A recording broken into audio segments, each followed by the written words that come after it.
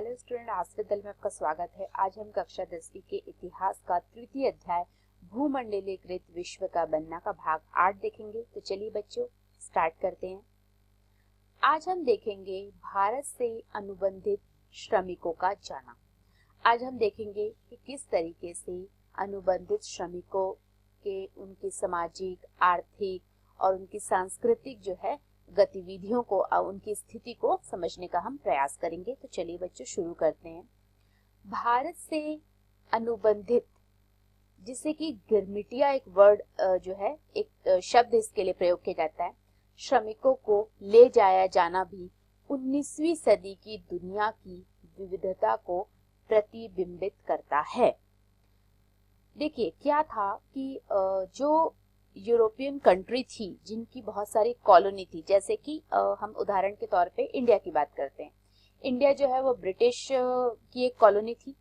तो भारत में से जो है ब्रिटिशर्स जो है यहाँ से बहुत सारे जो लोग थे उनको एक कॉन्ट्रैक्ट की तरह, मतलब कि यहाँ से उठाकर एज ए स्लेव जो होता है एक कॉन्ट्रैक्ट पर ले जाते थे, एक अनुबंध पर ले जाते थे।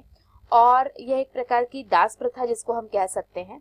और कहाँ ले जाते थे, जैसे कि बगानों में काम करने के लिए, खनिज के कार्यों के लिए जो है अन्य स्थानों पर उनको भेजा जाता था और उनसे कॉन्ट्रैक्ट 5 साल का जो है लगभग एक कॉन्ट्रैक्ट साइन करा लिया जाता था। तो इस प्रकार की जो है व्यवस्था थी।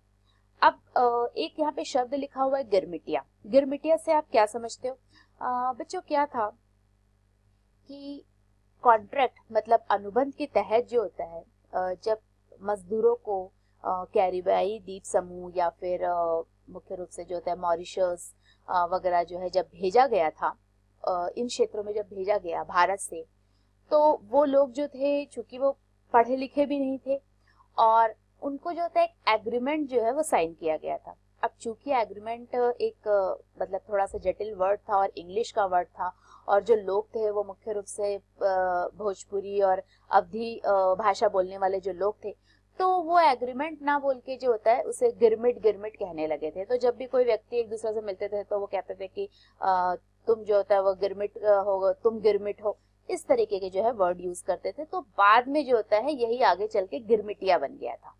तो मुख्य रूप से जो कैरिबियाई द्वीप समूह और मॉरिशस वगैरह जो है यहाँ पे कार्य करने वाले भारत से जो अनुबंधित श्रमिक लेके गए थे उन्हें गिरमिटिया श्रमिक कहा गया है। तो चलिए बच्चों हम 19वीं सदी में इन अनुबंधित श्रमिकों के बारे में जो है समझने का हम प्रयास करेंगे। 19वीं सेंचुरी में यह तेज आर्थिक वृद्धि के साथ साथ जनता के कष्टों में वृद्धि, कुछ लोगों की आय में वृद्धि और दूसरों के लिए बेहिसाब गरीबी, कुछ क्षेत्रों में भारी तकनीकी प्रगति और दूसरे क्षेत्रों में उत्पीड़न के नए रूपों की इजाद की दुनिया थी। तो जो 19वीं सदी थी उसमें पूरे विश्व में अगर हम देखें तो बहुत कुछ जो होता है आर्थिक, सामाजिक, राजनीतिक जो है परिवर्तन हमें देखने को मिलता है। 19वीं सदी में भारत और चीन से लाखों मजदूरों को बगानों मतलब प्लांटेशन कार्य के लिए, खदानों और सड़क और रेलवे निर्माण परियोजनाओं में काम करने के लिए दूर दूर के देशों में लाया जाता था। मतलब उनको ले जाया जाता था दूर दूर के देशों में जहां भी उनकी जरूरत थी। उन्हें जो होता है, क्योंकि ये कॉलोनी थी, ये उपनिवेश थे, तो इनके साथ जो होता है इस तरीके की ही नीति अपनाई जाती थी।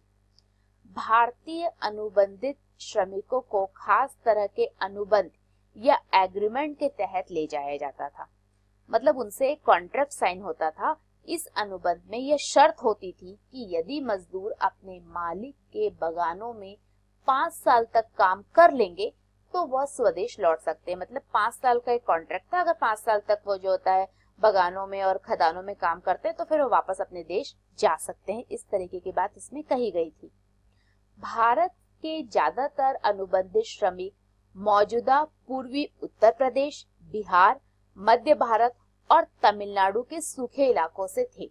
तो मुख्य रूप से जो ये गए थे, जो गिरमिटिया मजदूर थे या फिर जो अनुबंधित श्रमिक थे, वो कौन से क्षेत्रों से गए थे? भारत के पूर्वी उत्तर प्रदेश की बात कर सकते हैं हम, बिहार है, मध्य भारत और तमिलनाडु, यहाँ से ज्यादा जो है इलाकों से लोग गए थे। 19वीं सदी के मध्य में इन इलाकों में भारी परिवर्तन आने लगे थे। कुटीर उद्योग खत्म हो रहे थे, जमीन का भाड़ा जो है वो बहुत बढ़ गया था, खानों और बगानों के लिए जमीनों को साफ किया जा रहा था, मतलब अब खेती नहीं हो सकती थी।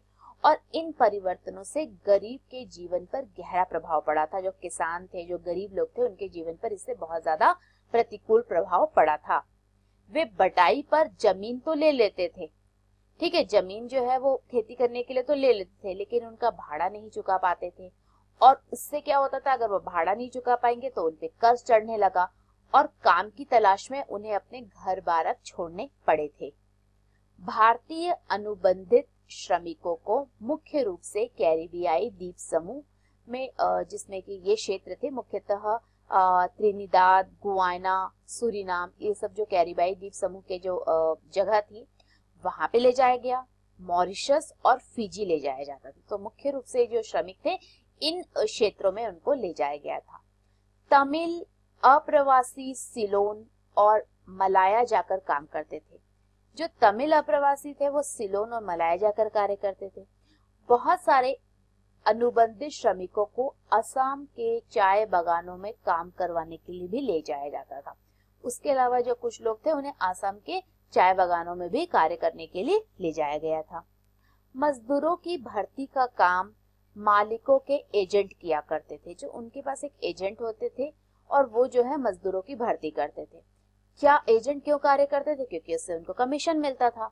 बहुत सारे अप्रवासी अपने गांव में होने वाले उत्पीड़न और गरीबी से बचने के लिए भी इस अनुबंधों को मान लेते थे। और बहुत सारे अप्रवासियों को तो यह भी नहीं बताया जाता था कि उन्हें लंबी समुद्री यात्रा पर जाना है। अगर कोई मजदूर अनुबंध के लिए राजी नहीं होता था, अगर वो एग्रीमेंट के लिए राजी नहीं होता था, तो एजेंट उसका अपहरण करके जो है ले जाते थे। तो सोचिए कितनी किस तरीके से जो होता है लोगों को कार्य करने के लिए जो होता है उनसे मजदूरी कराए जाने के लिए ले जाया जा रहा था। 19वीं सदी की इस अनुबंध व्यवस्था को बहुत सारे लोगों ने नई दास प्रथा का भी नाम दिया था। तो एक प्रकार से जो होता है ये स्लेव सिस्टम या दास प्रथा थी, जिसमें कि लोगों से जबरदस्ती जो है वो कार्य कराया जा रहा था। बागानों में या कार्यस्थल पर पहुंचने के बाद मजदूरों को यह पता चलता था कि वे जैसी उम्मीद कर रहे थे वहां वैसे हालात नहीं थे। तो ये ऑब्वियसली है कि जिस प्रकार से जो होता है ऐसा लगता था मजदूरों को कि शायद उनके साथ जो तो उनको एक अच्छी कंडीशन मिलेगी, उनके साथ अच्छा बिहेव होगा, लेकिन ऐसा बिल्कुल नहीं था। ना तो उनके साथ अच्छा बिहेव किया गया था और ना ही जो होता है अनुकूल परिस्थितियां वहां पर थी जिससे कि वो कार्य कर सकते थे। नई जगह की जीवन एवं कार्य स्थितियां बहुत कठोर थी और मजदूरों के पास कानूनी अधिकार कहने भर को भी नहीं थे। इसके बावजूद भी मजदूरों ने भी जिंदगी बसर करने के अपने तरीके ढूंढ निकाले। बहुत सारे लोग जो थे भागकर जंगल में चले गए। अगर ऐसे मजदूर और अगर जो इस प्रकार के मजदूर जो कि भाग जाते थे, अगर ऐसे मजदूर पकड़े जाते थे तो फिर उन्हें भारी जो है यातनाएं दी जाती थी, सजा दी जाती थी। बहुतों ने अपनी पुरानी और नई संस्कृतियों का सम्मिश्रण करते हुए व्यक्तिगत और सामूहिक आत्मव्यक्ति के रूप में के नए रूप को भी खोजा था।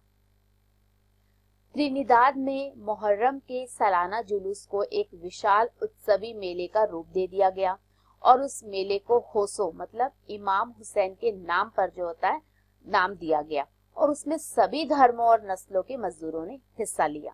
तो उन्होंने अब जो होता है सांस्कृतिक जो होता है हमें इसमें सम्मिश्रण की स्थिति भी देखने को मिलती है। इसी प्रकार रास्ता पफरिन्यावाद नामक विद्रोही धर्म ने भी भारतीय अप्रवासी और कैरिबियाई द्वीप समूहों के बीच इन संबंधों की हमें झलक देखी जा सकती है। और त्रिनिदाद और गुयाना में मशहूर चटनी म्यूजिक भी भारतीय अप्रवासियों के वहां पहुंचने के बाद सामने आई रचनात्मक अभिव्यक्तियों का ही उदाहरण है। देखिए चटनी म्यूजिक जो था वो क्या था कि इसमें जो होता है भोजपुरी जो टच होता है, मतलब भोजपुरी म्यूजिक का इसमें इफेक्ट था। तो आप ये समझ लो बच्चों कि मतलब कैरिबियाई द्वीप समूह और गुयाना और इसके अलावा जो मॉरिशस वगैरह है, तो यहाँ पे जो है आप देख सकते हैं कि वहाँ के लोग जो होता है वो भोजपुरी म्यूजिक पर डांस करते आपको करते होंगे या मिलेंगे आपको। तो देखिए इस प्रकार से क्या हुआ कि आपस में जो ट्रेडिशन था, जो कल्चर था, उसको भी जो होता है हमने उसका मिश्रण देखा, उसमें एक मिक्स्ड कल्चर भी हमें देखने को मिला। ये चित्र दिया गया है कि शिनाख्त के लिए गिरमिटिया मजदूरों के चित्र, और देखिए इसमें से किसी भी मजदूर का नाम नहीं लिखा है। तो जो मालिक थे उनके लिए इन मजदूरों के नाम नहीं बल्कि उनकी संख्या जो है वो ही महत्व रखती थी। सांस्कृतिक समागम के ये स्वरूप एक नई वैश्विक दुनिया के उदय की प्रक्रिया का अंग थे। एक ऐसी प्रक्रिया थी जिसमें अलग अलग स्थानों की चीजें आपस में घुल मिल जाती थी, उनकी मूल पहचान, विशिष्टताएं गुम हो जाती थी और बिल्कुल नया रूप अब हमें देखने को मिलता था, नया रूप सामने आता था। ज्यादातर जो अनुबंधित श्रमिक थे वो जब कॉन्ट्रैक्ट उनका खत्म हो जाता था, जब अनुबंध समाप्त हो जाने के बाद भी जो है वापस नहीं लौटे, और जो वापस लौटे उनमें से भी अधिकांश केवल कुछ समय ही जो होता है यहाँ बिताकर फिर अपने नए ठिकानों पर वापस चले गए। इसी कारण इन देशों में भारतीय मूल के लोगों की संख्या में बहुत ज्यादा देखने को मिलती है। अब अगर आप कैरिबियाई देखें, मॉरिशस देखें, वेस्ट इंडीज साइड अगर आप देखें तो यहाँ पे आपको बहुत ज्यादा जो है भारतीय मिलेंगे। क्या आपने कभी नोबेल पुरस्कार विजेता साहित्यकार वीएस नायपॉल का नाम सुना है? और इसके अलावा मुझे लगता है बच्चों आपको क्रिकेट में तो सबको ही इंटरेस्ट होता है, तो क्या आपने कभी वेस्ट इंडीज के कुछ खिलाड़ियों के नाम देखे हैं, जैसे कि शिव नारायण चंद्रपॉल या राम नरेश सरवन? तो आपने इन सब का नाम मेरे ख्याल से जरूरी सुना होगा। तो क्या आपको कभी ऐसा लगता है कि उनके नाम पर हम भारतीय जैसे क्यों हैं? क्योंकि राम नरेश सरवन, चंद्रपॉल, ये सब नाम हमें भारतीय जैसे लगते हैं। इसकी क्या वजह थी? इसकी वजह यह है कि वे भारत से ही गए अनुबंधित मजदूरों के वंशज थे, उनकी संतान थे। 20वीं सदी के शुरुआती सालों से ही हमारे देश के राष्ट्रीय नेता जो है, जो भारत देश के जो राष्ट्रीय नेता थे इस समय तक आप देख सकते हैं, वो सभी इस प्रथा का विरोध करते, क्योंकि ये प्रथा जो है दास प्रथा थी और इसका सभी लोगों ने जो है विरोध किया था, और उनकी राय में बहुत ही अपमानजनक और क्रूर व्यवस्था थी कि लोगों को जबरदस्ती जो है वो कार्य कराया जा रहा है। और आखिर में जो होता है, जो ब्रिटिश गवर्नमेंट थी उनको इस दबाव को, जब उन पे बहुत ज्यादा दबाव बनाया गया था, तो इस दबाव के कारण जो है 1921 में जो है एक कानून बनाकर इसे खत्म कर दिया गया था। तो इस सिस्टम को समाप्त कर दिया गया था 1921 में। लेकिन इसके बाद भी कई दशक तक भारतीय अनुबंधित मजदूरों के वंशज कैरिबियाई द्वीप समूह में बेचैन अल्पसंख्यक का जीवन जीते रहे, और वहां के लोग उन्हें कूली मानते थे और उनके साथ कूलियों जैसा बर्ताव करते थे। जो नोबेल पुरस्कार विजेता है नायपॉल के कुछ प्रारंभिक उपन्यासों में बिछोह और परायेपन के इस एहसास को खूब देखा जा सकता है, मतलब लोगों को एक परायापन जो होता है वहां पे महसूस होता था। So what did we learn today? आज हमने क्या पढ़ा और क्या सीखा? तो बच्चों आज हमने देखा कि किस प्रकार से भारत में अनुबंधित श्रमिक जो होते हैं वो कैरिबियाई द्वीप और मॉरिशस, गुआना, फिजी, ये सारे देशों में जो होता है भेजे गए थे, जिन्हें कि हम गिरमिटिया मजदूर कहते हैं, और किस प्रकार से उनकी सामाजिक, आर्थिक और सांस्कृतिक जीवन को भी हमने समझने का प्रयास किया।